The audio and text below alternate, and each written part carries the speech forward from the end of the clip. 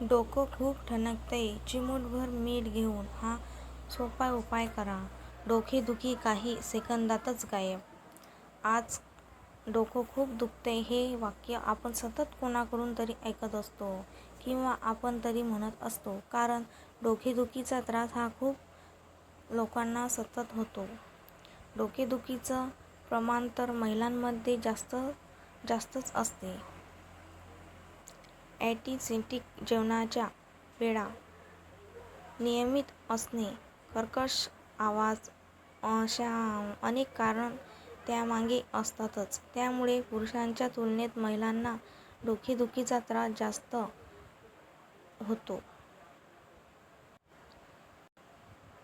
म्हणूनच प्रत्येक वेळी डोकं दुखत असेल तर त्यासाठी लगेच कोणतीही गोळी किंवा औषध घेण्यापेक्षा हा अतिशय सोप्या पद्धतीचा घरगुती उपाय आधी करून पहा.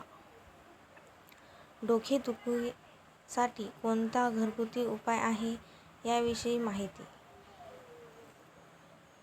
यामध्ये त्यांनी असं सांगितलं आहे की डोकं दुखायला लागलं तर 1 चिमूट मीठ जिभेवर ठेवा.